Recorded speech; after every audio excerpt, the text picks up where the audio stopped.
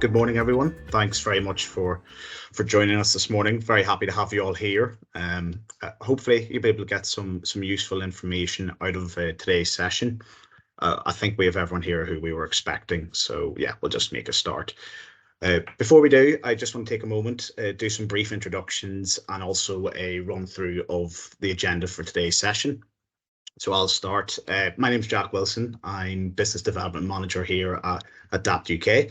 My role within the company essentially is to help raise awareness of the work we do with organizations around SharePoint optimization and Microsoft 365 more generally. Essentially, my role is to be the first port of call for anyone outside of Dapt who has any questions or queries or needs any information. They can get in touch with me. Steve, do you want to give yourself just a quick introduction? Yeah, thanks, Jack. So hi everyone, my name's Stephen Port. I'm one of the Microsoft 365 consultants at Dapt. I work alongside the team, some of the guys on the call actually today, but we do everything around Microsoft 365. So that's from SharePoint intranets, document management systems, knowledge portals. We work with the Power Platform as well, so Power Apps, Power Automate, all those sorts of great tools. And really here today to show some of the technical elements of what we can do with SharePoint news and how we can take it to that sort of next level. Great. All right. Thanks for that, Steve. So now I just want to run through a bit of an agenda for the session. So we're going to make a start with the Microsoft maturity model. The reason behind this is it will help explain some of the context and reasons behind today's session and what we discuss. We will then run through basically a brief history of company communication and news sharing and some of the principles that will then go into what makes company communication effective. Steve will then run us through how to apply some of these principles in practice, as well as some tips and tricks as well. And then we're going to round off today's session with a Q&A section. We have penciled this webinar in for an hour, but we'll probably not use all of that.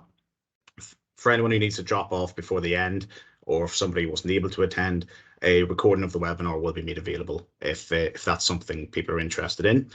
If you have any questions throughout the webinar, please feel free to drop them in the Q&A app at the top, and we will do our best to answer them as we go through. If not, we'll have some time at the end in that Q&A section to run through them. If people are watching this over a recording, feel free to drop us a message on LinkedIn. We'll also include our contact information at the end of the slideshow. If people want to watch in silence, they can do so. They just need to turn on live captions, but be aware with accents, it's not always perfect. So just something to be aware of. We will also have a couple of interactive polls throughout the session. Please feel free to fill them in as you see fit. It's just going to help give us some understanding of where some of the audience members are at in their understanding. So I think with that, Steve, I'm going to hand back to you if you want to take us through the maturity model. Yeah, thanks, Jack. So actually, we've got one of the first polls to launch now, and really this is just about the understanding of the maturity model. So Jack, if you want to get that poll launched, we can get some answers to that question. Yep. So hopefully everyone should see that pop up on their screens. Just very simple yes, no answer. Just let us know if you understand what the maturity model is in Microsoft 365. So I'll just wait a few moments for that to go through, and we'll keep going through there. So I can see those responses changing a bit.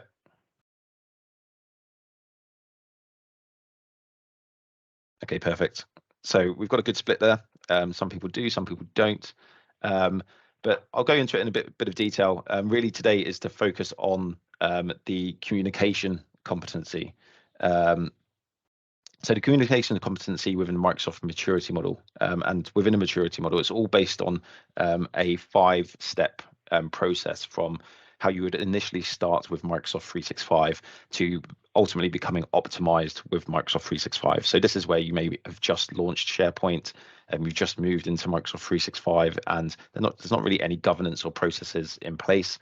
It's very much ad hoc sort of firefighting style. So this is very common, especially at the start of the pandemic. I'm sure everyone's sort of bored of hearing about that, but where everyone had to move over to Microsoft 365 from Microsoft Teams, all of those sorts of good things.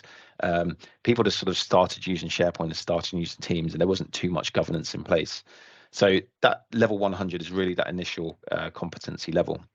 And gradually, as organizations start to realize some of the benefits of Microsoft 365, they may realize actually there's some stuff we can do here that if we put a bit of management and governance behind it, maybe look at some of the additional tools, we can actually evolve a little bit in terms of the way we deliver news and communication within the organization. So again, we go through a couple of other steps. Level 200 is managed, and that's really about having some form of governance in place, but it's more rules and regulations that you've discussed and talked about rather than actually enforcing them. So there's sort of ideas that you've sort of started saying, actually, you know, we've started using SharePoint News. We understand now that at the moment anyone can create news. It's kind of got a bit out of control. We need to start thinking about putting some controls in place maybe. So that's where you get to level 200. At level 300, just again, taking it that step further. So if you think about having those initial discussions about governance, maybe some advanced features, you're actually now starting to document that and put that into practice as well. So this is where you're actually starting to see some benefits of having maybe potentially like an internal comms team who are trained in how to deliver SharePoint news effectively. Level 400 and 500 take it even further. So at level 400, this is where you start to see those governance implementations that you've put into practice actually have some results. So this is where we can see analytics, and we can see that, you know, there's consistency in the messaging going out, and in terms of brand and look and feel of our communication, it's going the right way. And then lastly, to level 500, this is optimizing our communication competency, where we might use things such as AI or some of the more advanced features to help drive communication. So this could be maybe leveraging Power Automate to create news for you automatically from external sources. Those sorts of things can really get you there. So a very quick overview of the maturity model. We are actually going to be doing a few more webinars around the different elements and the different competencies of the maturity model as well. So it's definitely something to look out for. And we can definitely send some links to further information if someone's interested in learning a bit more detail about each of those different levels. Okay, so I'm going to pass back over to Jack, who's going to give you an interesting evolution of company news. So Jack, over to you. Yeah, thanks, Steve. Yeah, so I suppose before we do dive into anything in too much more depth, the reason I want to draw people's minds back a little bit, so we start to discuss how has company news and information sharing changed over the past couple of decades. I want to start with just a quick poll here. It's quite an interesting one. I'll be surprised if anyone knows the answer to this, but so I'm just going to launch the poll here. So when do people think the first documented instance of a company news first came about? So that could be the first company newsletter or first company bulletin. When do people think that's first recorded? I'll just give a few minutes to get some answers in that one.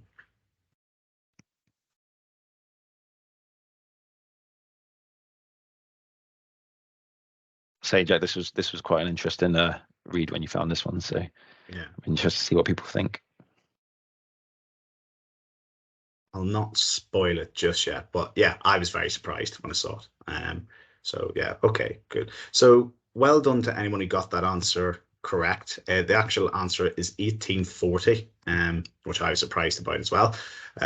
So yeah, just a little interesting fact, really. So the first documented instance was from the New England Lowell Cotton Mill. So it produced a magazine that it called the Lowell Offering. So it was essentially written by its female employees for other employees, talking around things like what was life like in the factory. Despite having to be done by hand as well, back in those days, printing just wasn't as easy as it is now. They managed to run that for around 9 years before the company actually hired out company news to real life journalists as well. And they kind of took over company news, and they did that for a lot of different organizations as well. They produced what was called house organs, I think they were called, which was essentially periodicals produced by companies for their employees. So just a little bit of background. But I want to turn your attention now to kind of the evolution of company email. So we have here really an evolutionary timeline, just to look at some of the benefits of different ways of sharing company information, but also some of the challenges that came with them as well. So I don't think anyone in this session is going to remember working before the introduction of email or the widespread use of email. If there is, great. I'd love to hear from you, hear about the challenges.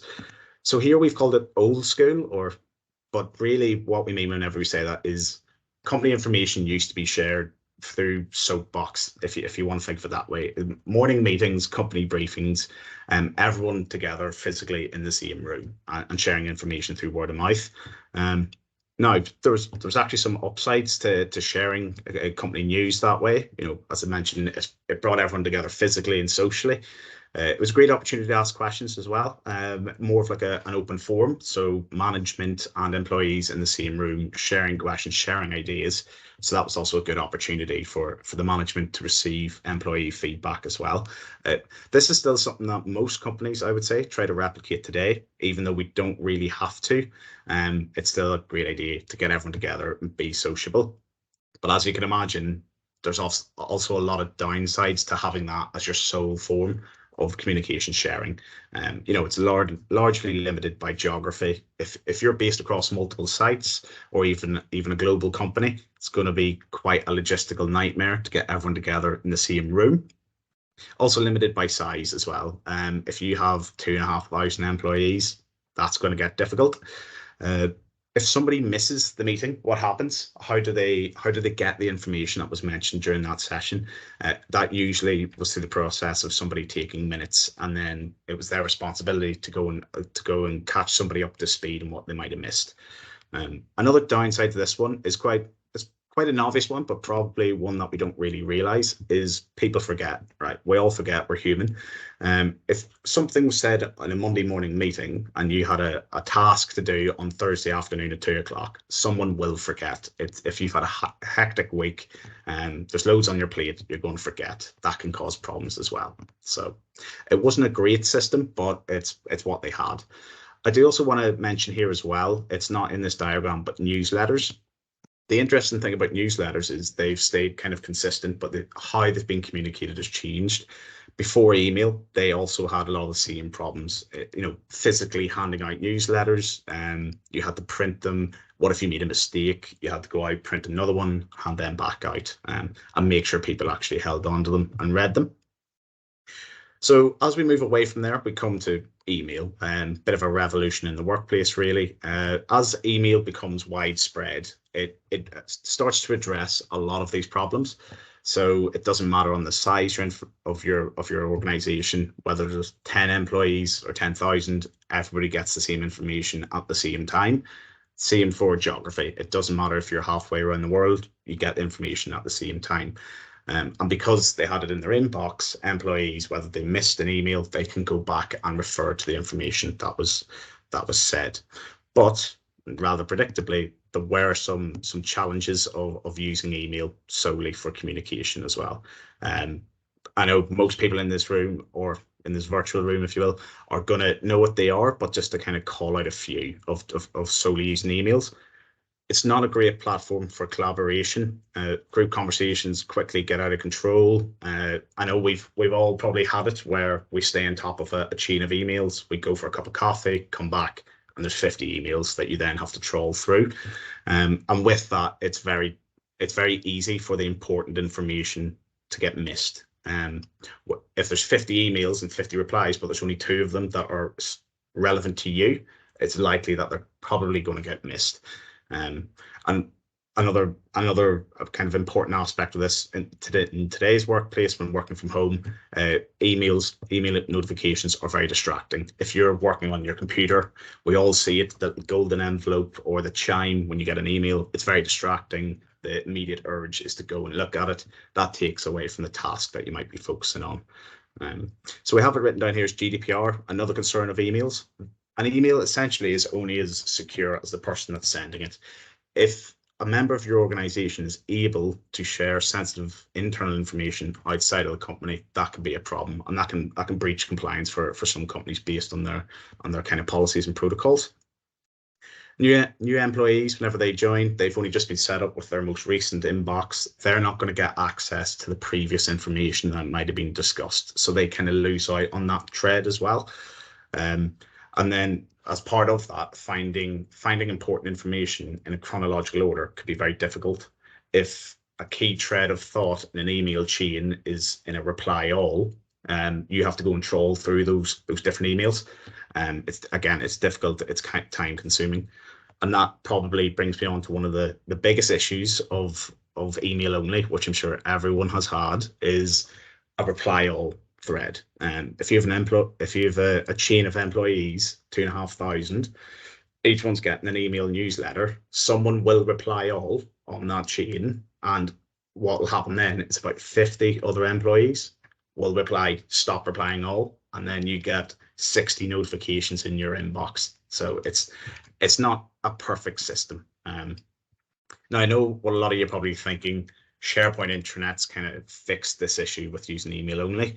I want to look at the kind of the earlier SharePoint intranets next to kind of show some of the problems that came about with them, because they also weren't perfect either. So what we found whenever a lot of organizations made the shift towards M365 is they brought a lot of those older practices with them from more traditional intranets or traditional newsletter styles. And that is, they were very heavily list and text-based news. And what I mean whenever I say that, there was almost an archetype that we saw where a news post would have a thumbnail, a title, a description, and then a text box. And they were all the same across all news posts. It's understandable. The reason for this is with older SharePoint sites, it was very difficult to kind of change the site layout to make them more engaging. It required a lot of technical know-how and development, which obviously people working in HR are not going to have the time or the resources to go and learn themselves. So they tended to stay pretty, I don't want to say that they were stale, but they were all the same. Another issue with older sites is the lack of analytics. It was very difficult for people to have a deep dive into how their employees were analyzing the information or how they were reading the information. What areas were they focusing on? Where were the clicks? Where were the questions? That kind of stuff. So there was limited analytics. Again, it was possible to do it with those older sites, but again, it required a lot of technical know-how, and also it would usually mean that you didn't get the information in the metrics that you wanted, whereas now we have graphs and analytics. Another issue, older SharePoint sites, very little integration with other tools like emails, surveys, videos, that you might be using across Microsoft. And then I suppose one of the last and probably one of the main issues that people might not be aware of is it's what we call a top-down approach to communications. Oh, you might also have heard this referred to as one-way comms. That probably comes from a more traditional structure of there was a content author or maybe a content team, and they produced news and they sent it out and everybody read it, and that was how news was created. There wasn't much opportunity for integration or collaboration on news, which leads us quite nicely onto why SharePoint News. How does it help address some of these issues of kind of those older SharePoint sites or just using email? So richer layouts, rather than needing that very technical development time to change page layouts, this can all be done fairly easily, and you can embed things like graphics, links, and videos outside of what you can normally do quite readily in email. Reduces friction. Whenever we talk about friction, the ability to embed content directly into SharePoint News. And whenever we say about reducing friction, if you think old company news was sending out a PDF, what did your users actually have to do to read that PDF? They would have to download it into their files, go into their files, reopen it, and then read it. And that's what we call friction. Not always, but if somebody doesn't have time, that's almost enough so that they don't go in and read that piece of company news. So by embedding it directly into the news digest, it's instantaneous access. So it increases engagement and readership. Part of that is error fixing as well, because SharePoint News is essentially a SharePoint site with some additional capabilities.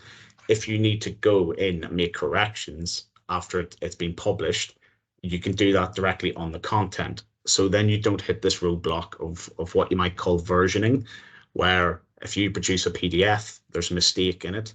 You need to go and create a new PDF, re-email that out to all of your employees with a disclaimer email saying, please read updated version, not older version. That can cause problems as well.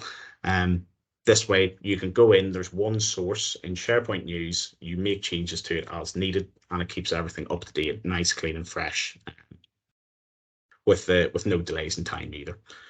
And then I suppose one of the best features of SharePoint News is the collaboration features. So really, there's two here that I want to focus on. One is at the bottom of a SharePoint News article. There's a comment section at the bottom. So that's somewhere where users and employees, they can go on, they can say, great article, find it really interesting. However, I have a question on this area, and they can post that comment at the bottom. The great thing about this is that it doesn't blow up people's inboxes like it would have normally with email. So you can have a direct conversation just with who's ever making those comments, and you don't have to involve everybody from the organization in it. But if they want to see that information, they can go on and check the comment section as well.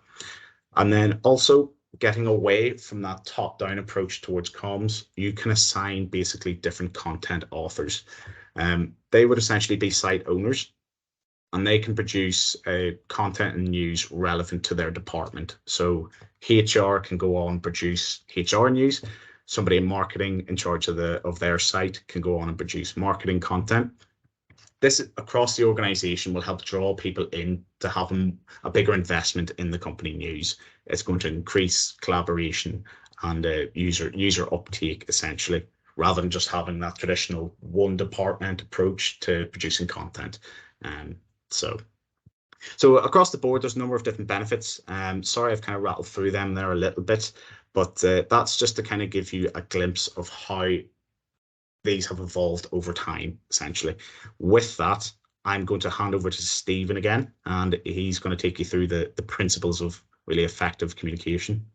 So, Steve. Yeah, cheers, Jack. Yeah, I think we've got one last poll for today. Is just a number of, according to Microsoft, how many principles of communication are there. So if you guys want to take a few moments just to answer that, and then we can go through the number of principles. I won't give the answer away very quickly, and I'll jump directly into a demo after that to show you some of the actual things we're going to put together today. Okay, so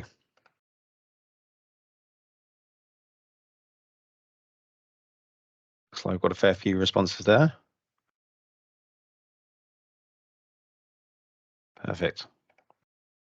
Okay, so I'm just going to go through the principles. So now this is according to Microsoft. So depending on where you read, you might get slightly different ones. So this is just Microsoft's principles of communication.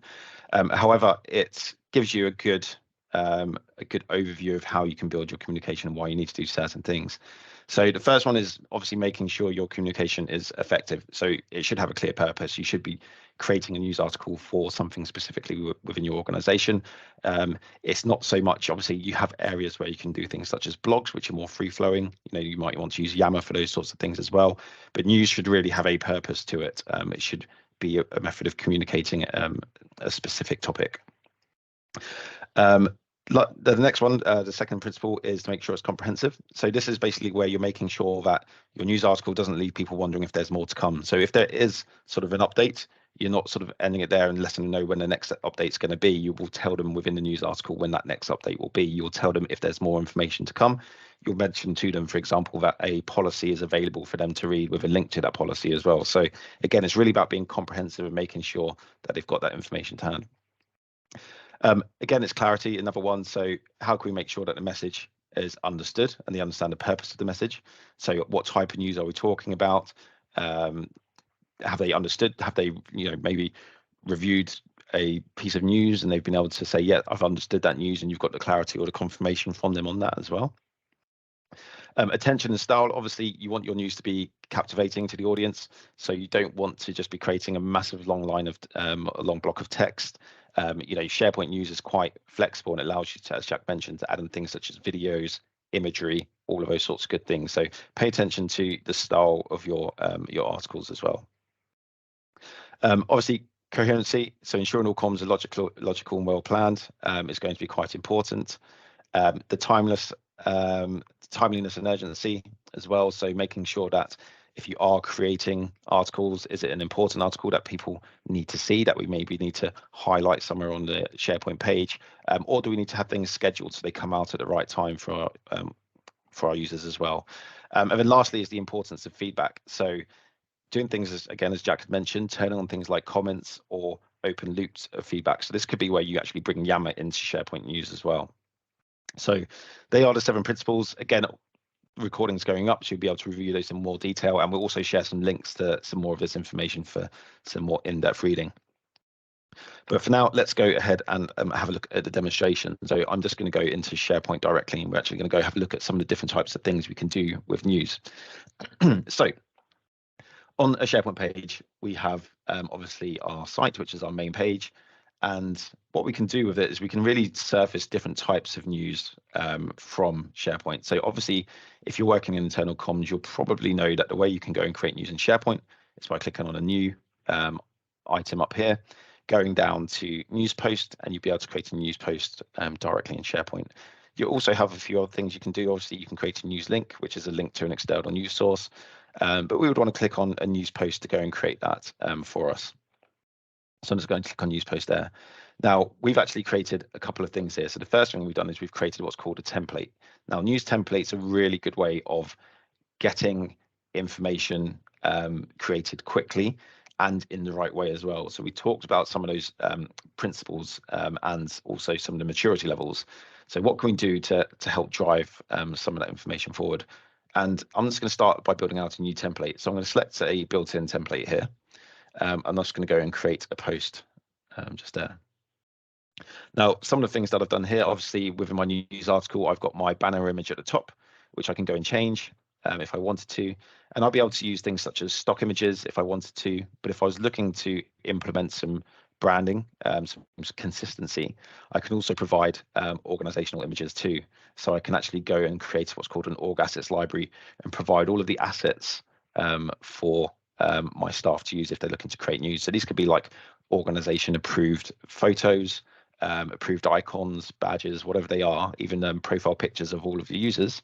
It gives my users, my content authors, a way to get information to create really nice news articles without having to worry about where to find the latest picture of Jack, for example, to use in a People news. So we can use this to really help drive things forward. For now, I'm just going to stick with a stock image. I'm just going to choose this one here, just to change the background image there. Now, what I can do here is I can also give this news article a name. So I'm just going to call this highlighted news. And within the news article, I've got a couple of different options. So obviously we have our sections where I can go and add different sections in. I can also go and add different web parts into here as well. So again, if I wanted to, I can go to add a new web part, and I could add various different things in here. So we could do things such as adding in related news articles, or I might want to add in a Yammer conversation feed to help bring in some conversations into that news article as well. I can also do things such as call to actions, embed YouTube videos, or stream if we're looking to put stream videos into there as well. I can even do things such as provide file viewers. So say if I wanted to share a PDF document for someone to read, I can actually put in a file viewer there as well. So it's a load of web parts we can use to really make this news article quite rich. So again, we've got a really nice big canvas to play with there. As mentioned at the bottom, we can turn comments on and off. So this might be something we want to do for if we're looking at inclusive news and we want people to actually comment on that, we can turn that on. But if it's very informative and we say actually we don't want people to comment, I can actually just turn that off if I wanted to. So that's just adding that bit of feature on there for me as well. One of the other things that I can do when I'm creating a template is, you notice up here I have the page details. Now, within the page details, I'll just go and talk through some of the stuff that we have. This is my banner image. Now, my thumbnail, which is displayed at the top, whenever I post a news article, it's displayed onto the SharePoint page. I can actually have a different thumbnail to what's showing within here. So this is where I can actually change that thumbnail that will pull through into the news web parts on the main pages. I can also provide a description of the news as well. I can do various things such as use Microsoft Editor to check the spelling, grammar, and more. So this is a plugin that we can use to help with that. But I can also add some properties. So I can also add metadata into the news, which will help me going further forward if I want to maybe roll up different types of news to different areas. So in here you can see we've got a news type and it's defaulted to general. But if I click on that news type, I can actually select whether it's highlighted, external, or a policy. Now, how do I get this news type into this page properties? Well, what I can do is I can go into the pages library, and to get there, I click on the cog setting, go into site contents, and then I'll go to site pages. And I've just added a choice column here called news type. If I edit that column, we can see what we've got there. And you can see here, I've got a couple of different news type choices. I've got general, people, highlighted, external, and policy. So if I wanted to create a new type of news for my templates, I could just add a new choice into there. But for now, I've got highlighted, so that's perfect for me. I don't actually need to do anything to that. So once I've created that, that will show within the properties panel within here. And because I'm creating a highlighted news template, I actually want to go and make sure that's selected as highlighted. Okay, and keep in mind, we can do some other stuff with this as well. If we had more metadata we wanted to add in, we can add metadata from term stores, for example, if we wanted to really sort of drill down and provide a bit more filtering to our news articles. Okay, so some of the other stuff that I want to do with my template is I also want to provide some information about how to get started. So you can see here that Microsoft have done this. I'm going to leave this one in for the highlighted news and show you a different template we've made earlier. But this is really important when you're creating news templates, is to give instruction of what you're meant to do with that news article. So tell them what they're meant to do with that web part. You know, don't just put in some lorem ipsum text. Actually give them some good informational sort of elements within there as well. Now, once I'm happy with that, and I've created my news template, to create that as a template available for everyone else to use, rather than publishing or posting that news, as I could do up here, if I click on the little drop-down arrow, I can save that as a template. Now, what that's going to do is going to ask me for the name of that template. So I'm going to call this highlighted news. And I'm just going to click on save that page as a template. And that's going to be done, and that's going to be ready for me to use going forward. So let's just jump back to that home page and have a look at some of these other templates that we've done. So I'm going to click onto new. I'm going to go onto news post, and I'm going to choose the people news template. Now we can see on this people news template, we've got some various information within here, and I can go and create a post directly from that one. And as mentioned earlier, we've got some various different things on here. So I provided some instructions for using this template. This is really good for providing consistency. So if you remember back to that maturity score, so levels 100 to 500, having governance in place is really essential for creating consistency and good looking news articles. So within here, we're sort of telling users what to do. So we're saying, you know, enter the name of the person within the news article up here.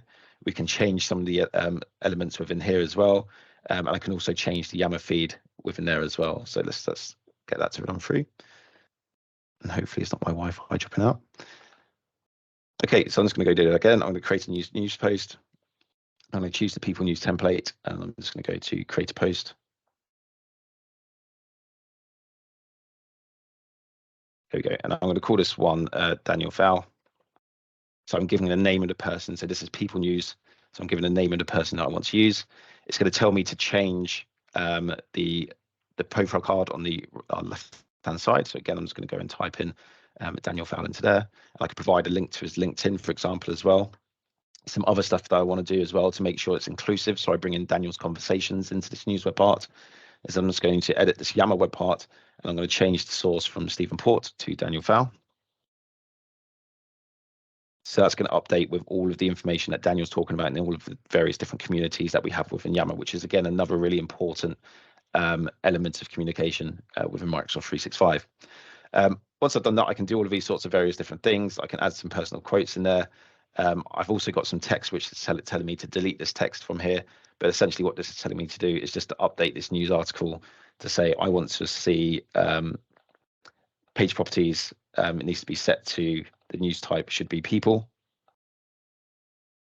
to pull through those, and that will pull through additional people profiles as well. So as someone reads Daniel's people profile, and as Jack's mentioned, picking up past communications that have gone out, I've now got a web part in here that's showing some past communications that have been created earlier. So a new starter coming in, even though Daniel's is the newest news post, they're going to see some of recommended articles for them down there as well. So again, very great and easy for me to do. I won't go through the whole thing in terms of writing the text out and stuff like that, but you can see there that we've provided a template for someone to use, which is going to be really easy for them to fill out. All of the web parts are in place, providing consistency. The instructions are in there, and we've included some additional web parts to make that news article quite inclusive. Again, we've turned comments on. So I can go through and do that now. And again, just to mention about the templates, if I go to page details, because I've set the news type within the page details of the template itself, whenever they select people news, it's always going to show as people news within here as well. So I can go ahead and post that news. That'll post that into the site for me. Okay, and then I can go back to the homepage, and we can just have a look at what it's going to look like. So we can see there we've got some existing news articles, so Jack and Stephen, but we've also got Daniel's news article in there as well. And this has put itself into the people news section. And the reason why it's done that is because if we quickly go to edit, and this is one of the important parts of using metadata in news as well. If I just go and edit this web part, we'll see down here that what I've done is filter this news to say only show news articles where the news type equals people. So this is a really good way of being able to sort of compartmentalize news from different areas or different types of news into the relevant pages on your SharePoint intranet, or for example onto a department site. So there's lots of use cases for that and that we can do. Now, say for example, I wanted to make sure that Daniel's news article remained on there for a certain period of time. There's a few things I can do for that as well. So this is where I can use the organize feature down here, and I can select news to organize from clicking on that little plus icon. And if I drag Daniel's news article over to the right hand side, I'll just move that up as well once it's done. What's going to happen there is that Daniel's article is always going to be showing in that first block of news down here, and any other news articles that get created would automatically feed and push through. So it's a really good way if I want to get an important message out for a period of time, I can actually stick a news article to a specific place within there. If I ever wanted to remove that, again, I can just click on the little X. That will remove that, and that will just automatically pull through the latest news articles onto the SharePoint page as well. But it's a good way, again, of making sure that someone sees or reviews that information, or it stays up there for a certain period of time that you want it to, that it's relevant for. So we've obviously got a couple of other web parts on here, all showing news. Again, these ones, the company policies, a very similar sort of approach where we've just said where it equals policy, and we'll have a look at some of the stuff we can do with that later. We've also got company benefits. So again, this is coming from a selected site. So what I'm doing here is I'm saying I want the news from a specific site. So if I was working on an intranet and I wanted to pull through the latest HR news, for example, I could go through and select the HR site directly from here, and that will pull through news to those areas as well. Keeping in mind everything is security trimmed. So if you are doing this sort of approach on an intranet, then you want to make sure people do have read access to those sites so they can see those news articles as well. If you did then decide actually I wanted to trim that down to specific people or specific articles to specific people, what we can do is we can use what's called audience targeting, and that will allow me to target news articles to specific Microsoft 365 groups or individuals.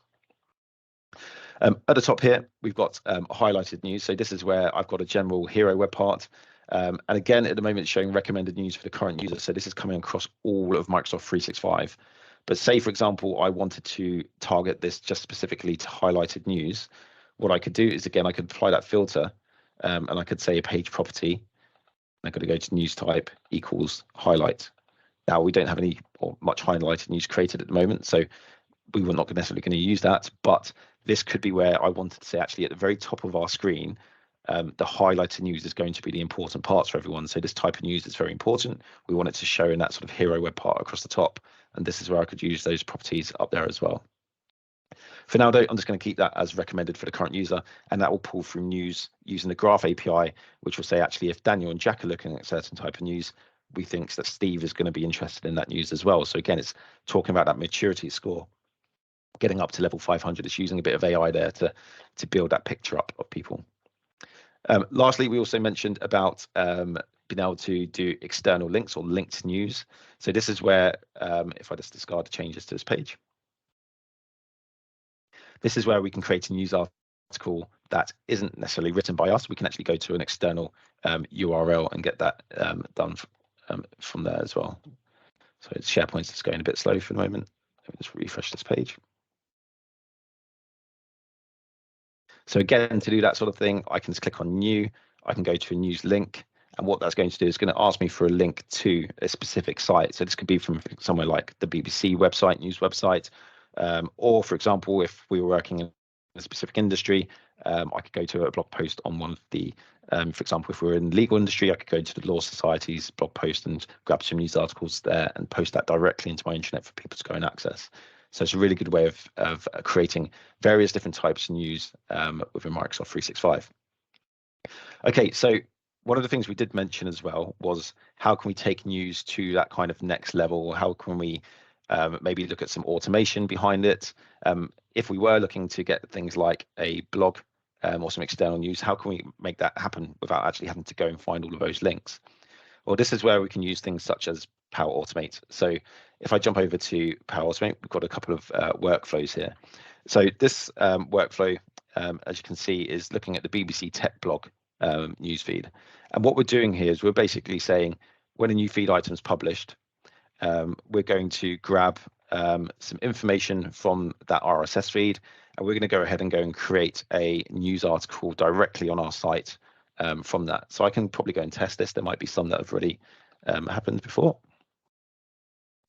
So I'm just going to go and test this one out. And what that's going to do is going to go, so every time the BBC News website or their blog post creates a new feed or a new article, I'm going to use this flow to go and grab that feed, grab the image of the feed, the title, the description, all of those sorts of good things, and post that directly into my intranet. So how does that look? So if we just go over to here, and I'll just refresh this, we might see another article or similar article pop through. There we go. So that's this one that I just rerun twice. But if I go and click onto this news article, what that's going to do is that's going to take me through into here. I can then update that news to make sure it's published officially, and my users will be able to go and try that link and launch that news article as well, so they can actually go through and read that full article from an external source. And there's various things we can do with this as well. We can do it so it automatically pushes directly to that website, or we can add things such as approvals to make sure that we're approving any news articles before we go ahead and publish those onto our intranet as well. So there's lots of steps and things we can do there, but it's a really nice way of being able to pull through external news into your SharePoint intranet without having to go and grab those articles all the time, and it keeps the news dynamic and up to date. Some of the other stuff that we have as well is what would we do if we wanted to put a news article out? We wanted to make sure people had read that news. So this could be quite important for things like policies. So say if I wanted to go and add a new company policy, I'm going to go to a new news post, and I'm going to use the Dapt policy article here. So this is my Dapt policy article. I'm just going to create a post, and with that post, I'm going to call this working from home policy. I'm going to go and post that news. Again, I won't change any of the text within here for time's sakes. But you can see on this page that I've created a new working from home policy. I'd have some policy details, and I'd have my other recommended policies for people to go and review and read. So let's jump back to the home page, and we'll see that that's going to be on here. So let's push that policy through onto there. But I've created another workflow as well, which if I just go back and jump into this one, what this is doing is this is actually creating a news post, and it's going to push it into a Power App for me. So I'm just going to jump into this Power App. And this is where you can see I've got the various different policies from our intranet. So this is where I can see my assignments. I can assign documents from a document library should I so wish, but I've also put them through SharePoint news directly into this app as well. So this is a really good way for me to be able to go and ensure people are reading sort of information. And we can do things like set up alerts and all of those sorts of things, so they get receiving notification that they've got a policy to read. But I'm just going to take the travel policy. The other one may have run by now. Let's take a little while for it to go through. There we go, the working from home policy. So I'm going to go and read that working from home policy. And what that's going to do is going to take me directly from the app, directly into that SharePoint news for me to go through and read that. I can read that policy within SharePoint. Again, very text-based, the type of policy it is that we're using a SharePoint news article for that, but we could theoretically embed a PDF into there as well, should we want to. And once I've done that, I'm just going to go through and accept that I've read that. And the news author or whoever we need to alert will receive a notification saying that I've read and accepted that news policy or that news article or whatever it is through the app. So again, it's a really good way of how we can extend SharePoint news to deliver more than just an article for people to read. We can actually provide some really good work functions around it and some solutions around acceptance as well. And again, communication isn't just about news. We can also do things such as looking at PDF documents as well. So if we had a PDF document, we can launch those sorts of elements as well. So it's very good to extend SharePoint news with the Power Platform. Okay, so that's a quick overview of some of the stuff that we can do. Again, there's a huge amount more that we can do as well. So we can do things such as turning on news approval. We can also look at things such as the analytics of news. So if I wanted to jump into the gardening at the company, and I go into that news article, I've got a couple of things I can do here as well. One is I can click on analytics, and this will show me sort of the number of readers that have viewed that news, the number of page views, the average amount of time that people spend reading that news as well, and also the page traffic by time. So this is quite useful for internal comm staff to be able to really understand, at what time are people reading news? And again, relating back to those principles, are we pushing news out at the right time for people to read? Is it hitting there at the right time so it's not dropping off with other news, but we're going to get all of that sort of good information within there. And we can track that across 7, 30 or 90 days. So the analytics is really good within SharePoint to provide that information. We can also do some other stuff with it. So we can do things such as promoting news. So this is where I can drop that news article to an email, to Yammer, or if I wanted to save that page as a template, I could. But again, the usage of email is going to be still useful for maybe the smaller team. So if I was a manager of a team, I could come into here and I could say, I just want to promote this one article and I'm going to share this as an email to my team. So I can do this to my, within a Microsoft Teams team, provide a quick message. I can send that and they'll receive a really nicely formatted email directly into their inboxes as well. So it's a really good way of sharing that element as well. One of the other things that we do have as well, you notice here, is called boosting news. So boosting news works when you effectively want a piece of news to stay stuck on the Microsoft Viva Connections dashboard. So when you're working with Microsoft 365, as well as having your intranet within a web browser, you can also access it on your mobile phone. And one of the great things you can do within there is use what's called a Viva Connections dashboard. And the boosting news will actually make news sticky in your mobile phone app, and it will actually pin that to the top. So users will obviously see that piece of news up to a certain date as well. And you can really do quite a few things in there as well. So you can see there's one that I've boosted earlier, which is the company exercise day. And I'm just about to boost this one as well. So I can actually click on save on that. And that will then highlight that as a little article within there. If I just jump back to the home page, this is, again, there's another test site within here. But you'll be able to see this feed for Viva Connections. And you'll be able to see some of the news that gets posted within here as well. So you can see that news. I'll show you what the boosted news looks like. So you can see that news gets a little item up there saying that that's been boosted. And with the Viva Connections app, we've got a bit of interactivity as well. So we can do things like provide likes. We can share that news from there as well. But this is really built for that mobile phone application. Okay, I'm just going to go jump back to the new webinar. We'll just do one more little feature that's really useful. And this is called emailing a news digest. So this is where we can send more than one article out to our staff and really get them to read sort of a summary maybe of all of our news articles from that week or from that month. So one of the areas that we have within SharePoint, what we can do is basically called what's a news hub, and all of the news articles that I've been creating, I can go and email what's a news digest. A news digest is similar to sort of sharing that email or that news article by email, but am I able to select a few more articles within there? So I can go and select those 3 articles. I can then click on next. And what this is going to do, it's going to ask me for a name of my news digest. So I can call this the HR Team Monthly Roundup. I can choose who I'd want to send this to. So again, I could use this to individuals, or I could say, actually, I want to share this to Dapt consultants. And I can leave a sort of a summary message in there as well. Check out the latest news from August. Now, why would I want to do this as a manager? Again, it could be that my role as being a team leader is I need to actually summarize the important news articles and just make sure that my team have read them. So again, it's working with internal comms who are putting out all of this great news and then making sure that the managers are sharing these important articles that they've been able to digest and understand actually these several articles are relevant for me. And I can then go and send that news digest out to my staff, and that will send that news digest to them as a really nicely formatted email. So again, some really, really good stuff we can do with news digests and with news across SharePoint. So definitely have a play around, start thinking about some of the governance and stuff that you'd like to do within there as well. Okay, so that's the end of the demonstration on SharePoint News. We're just going to go through some of the quick tips again, just to really sort of reiterate some of the key points.